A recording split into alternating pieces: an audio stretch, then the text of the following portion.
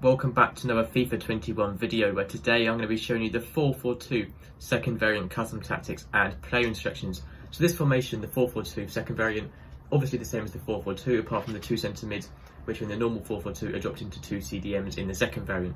So as you can see, it's on the screen here, it's a very defensive formation. As you can see, there's not really many attacking players apart from the two strikers. There's no cams, no centre mids, just two CDMs in the main area of midfield, and also left mid and right mid on either side just to help out with the width, and then two strikers up front. So for the custom tactics, these are sort of more defensive tactics, as it's a defensive formation. You wouldn't use this when attacking, but they also do work balanced as well, so sort of a mixture of defensive / balanced tactics for these. The defensive style is unbalanced. The width is on 4 to close the gap between the two centre backs, making it a bit narrower, making it easy to defend. The depth is on 5, obviously quite standard. You can use 7 depth if you want to get that automatic offside trap, but as it's quite a defensive formation, I'd recommend sticking about 5 or 6, maybe even 4 if you feel like you want to.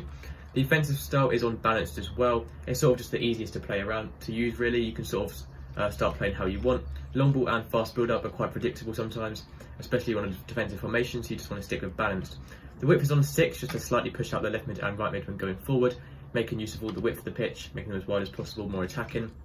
Players in boxes on 6, just to help slightly overload the box as well. The more players you have in the box getting into that box making runs in, the more opportunities you're going to get, leading to more goals.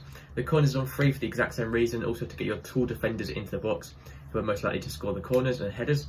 Free kicks is on 2 as well. And then for your player instructions, you want both your strikers to be on stay central, so they are staying in the centre areas of the pitch in line with the goal. You also want them both on getting behind, so they're making forward runs through the opposition's defenders, and also stay forward, so they're staying at the top of the pitch and not dropping back to help defend. For your left mid and right mid, for these, put both of them with stay forward and then the rest completely default. You can use cut inside, but I feel like you may as well cut inside manually instead of just leaving that on, so I just recommend leaving that on default. But do use stay forward, so they're staying at the top of the pitch. Left mids and right mids are already deeper than wingers, you don't want them to be coming back even deeper, as it can be very hard to start an attack with that. So I recommend just leaving them on stay forward and then the rest default. For your two CDMs, for your left CDM or right CDM, it doesn't matter which one, but you should have one as more of a box-to-box midfielder and one as a more general CDM defensive midfielder. So for example, we're going to go with the left one as a more defensive one. So you want cover centre and cut passing lanes on both of them anyway. So cut passing lanes, cover centre on both of them.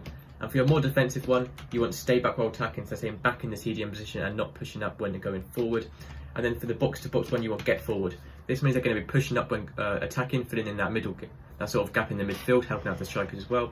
But when defending, they'll still come back into the CDM position as well. For your two centre-backs, leave the default. For your full-backs, use stay back while attacking, so they're staying back in the defensive line and not pushing up, as you already have left mids and right mids out wide. And then also use overlaps, so making overlapping runs around the outside when they are pushing up, because sometimes they still do that anyway.